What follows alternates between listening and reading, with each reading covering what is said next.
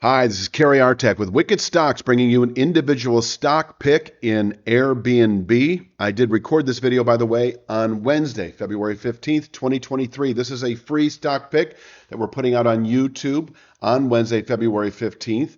I just wanted to mention before we jump into the video, and I'm going to go through charts, and as usual, if you're familiar with the daily Tesla and daily Apple report, we put those out daily on YouTube. But what you might not know is at wickedstocks.com, we have a basic and full subscription. It's the same thing.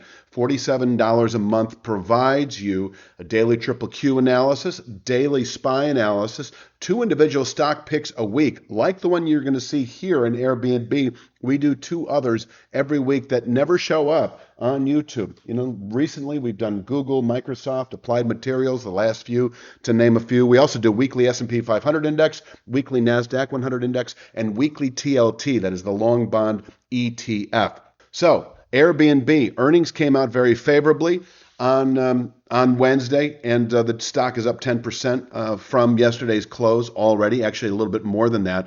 I'm going to scroll over the basic fundamentals courtesy of Yahoo Finance, certainly a large cap corporation. I'm not going to get too deep in the weeds here, but if you want to freeze frame over this, you can. I'm going to be showing weekly bar charts throughout. This is the full scope of the Airbnb existence, and following that earnings report, and not before it, but following the earnings report, we basically, it doesn't show up on the weekly chart, but if we were to look at a daily chart, there's a big gap from the recent highs here the last couple of weeks to where we are today in the mid 130s. And so we are in the midst, assuming we settle the week Friday and any day this week, and it looks like we will close today, that is Wednesday, February 15th, above the 125.32 level. This is a channel structure that goes back.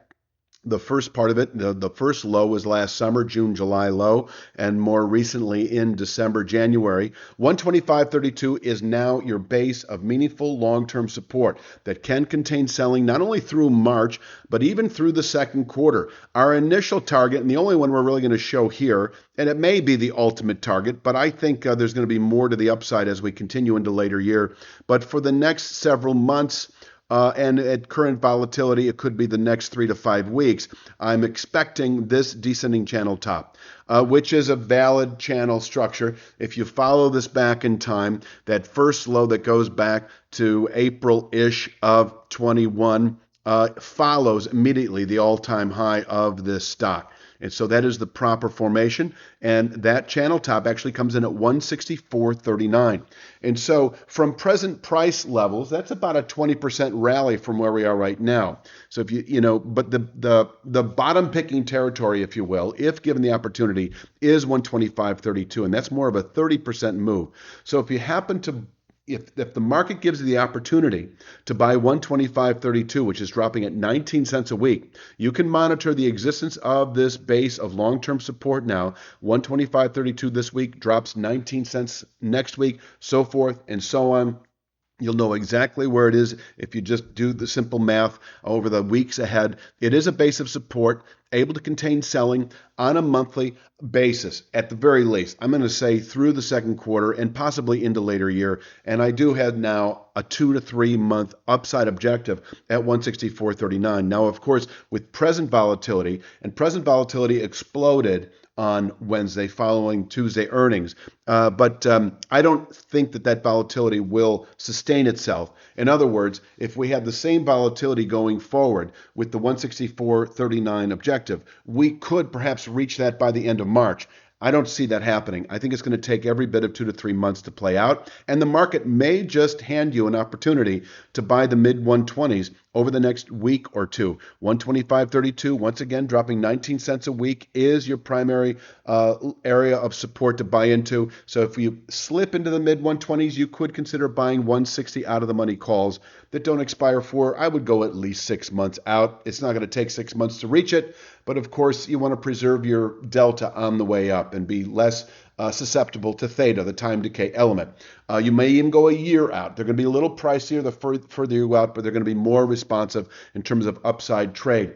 And so obviously, I don't have a crystal ball. I don't know if the market's going to give you the opportunity to buy 125.32 in the coming weeks. It may. It may only give you an opportunity to buy that 129.38 September 22 high that you can see on this chart. So I'll leave that to you. You could also scale into a long position.